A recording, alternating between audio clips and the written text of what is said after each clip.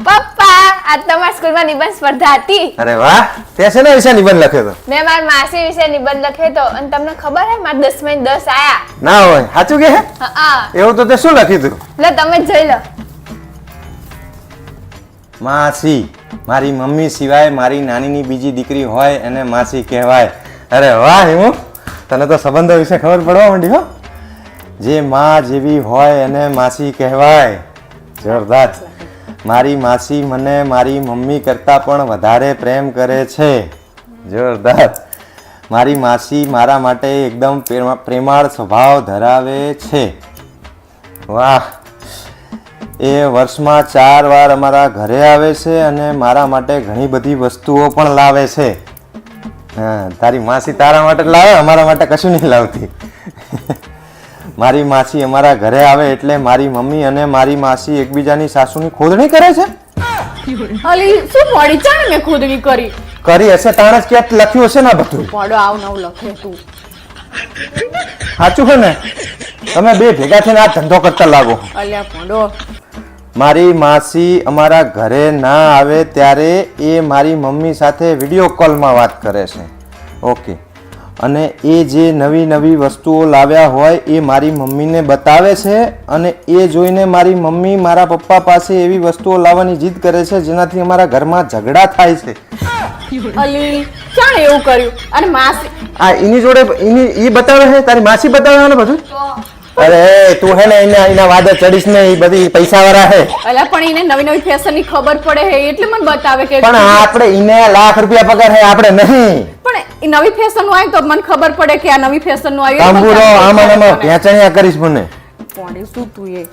અને જ્યારે મારી માસીનો વિડીયો કોલ આવે ત્યારે અમારે બહાર જમવા જવું પડે છે, કારણ કે મારી માસી 4-5 કલાક સિવાય ફોન મૂકતા નથી. હે ભગવાન. આ જાણે આપણે બહાર ખાવા જઈએ, હારી એવું કહે કે મારે આજ તો થાકી જઈ હું ના, એટલે ફોન ઉપર વાત કરતી હોય. પણ એક કોક દિવસ એનો ફોન આવ્યો હોય બરોબર, તો પછી મને મૂકી પણ તું અઠવાડિયામાં 3 દાડા બહાર ખાવા લઈ જાય અમને. ઈ તો પણ હું કોક દિવસ કંટાળી હોય કે એનો ફોન નહીં આવતો દર વખતે કઈ. દર વખતે આવે કે કોક દાડો હોય? દર વખત આવે. અલી એ તું બોડી બધું કઈ દેવું જરૂરી છે તારે? એવું જરૂરી હે શું? આમાં તે થાકી જઈ હું, મને કેર દુખે, મને દાઢમાં દુખે બોડી. હાવ આવું કરે હતું. મારી માસી પિયર જાય ત્યારે એ મારી મમ્મીને પણ પિયર બોલાવે છે.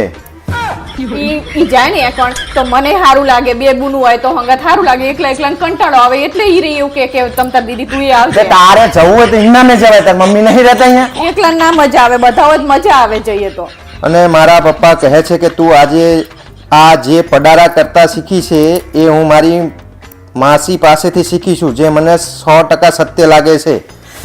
આ મારું લખી નહીં હતું. પણ માસી જાણે પડારા કરતા તને શીખવાડ્યું બધું તે કે હે તું એ. આ લખ્યું છે પડારો જ કહેવાય આને. પણ બે બોનાની વાતું કહેવાય આને, પડારો ન કહેવાય. સાહેબે પાછા 10 માં 10 મારે ગાલ્યા. તાણે શું આવું નવું લખવા? આ તારી બોન હંગાતે ને મારે તારો રિચાર્જ જ કરાવવાનું બંધ કરી દેવું, વિડિયો કોલ ના થાય, વાતે ના થાય. આવું ના કરતા તમે. ભાઈ મને આપણા ઘરમાં ટંટા પે આમાં તો બતાય છે બચારી ટંટા કરાવે એવું નહીં કહેતી મને રે. આ પણ આ શું કે આ શું લખ્યું નહીં છે બધું? એને જે જોયું હશે એ જ લખ્યું હશે ને. ઈ એ પડીને આવું નવું લખવાનું તારે માસી વિશે. હારું લખવાનું હોય માસી વિશે કે મારી માસી કેવું રાખે ને એવું બધું આવું લખવાનું હોય. ભગવાન કાંઈ ખબર શીખી આવું બધું આ રહી. આમ ઊભી થા, આમ જો ઘડિયાળમાં 9 વાગ્યા, પરીક્ષા આવે હે. કુલ તારો બાપ વાંચશે? અલી યાર મમ્મી રાતે 2 વાગ્યા સુધી વાંચતી હતી, ઘડીક તો હુવા દે. હા તે વાંચીમાં નવે કરે, અમાર હાથું વાંચે, તારું ભવિષ્ય સુધરશે. બસ ઉઠીને ફાટક કર, ના વકુલ તારો બાપ બેસે. અલી પણ પપ્પા મોઢું ધોતા હતા એટલે ઊભી હતી. હવે સાની માની નહીં તોય વાંચો બે. પરીક્ષા આવે તોય તને એવું નહીં થતું કે લાય હું વાંચું.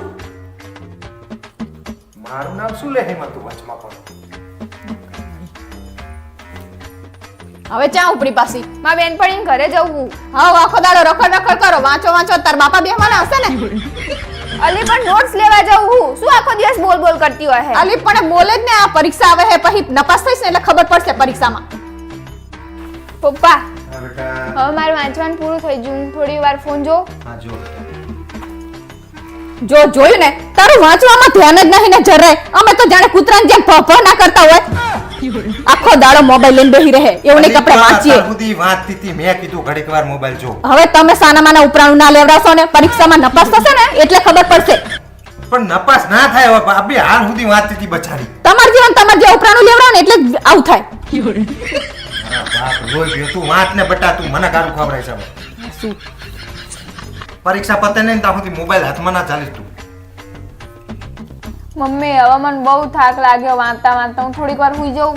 ઓહો હો હો જાણે તું તો રાજાની કુંવરી હોય ને એવી વાતો કરે હે આટલી નાની ઉંમરમાં તને થાક શાનો લાગે હે હા અમે નાના હતા ને તાણ ભણતા ને તાણે હે ને અમે સ્ટ્રીટ લાઇટ ના અજવાળે મોડા સુધી વાંચતા આ તો મમ્મી દિવસે વાંચ્યું હોત ને તો રાતે સ્ટ્રીટ લાઇટ નીચે વાંચવાની જરૂર ના પડત.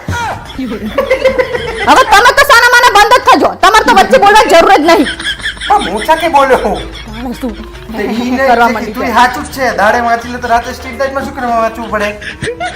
ધંધા તમે નહીં હારા કર્યા, તમારા રિઝલ્ટ જોયા અમે. આ થોડી આખો દાડો બચારી વાંચતી હોય.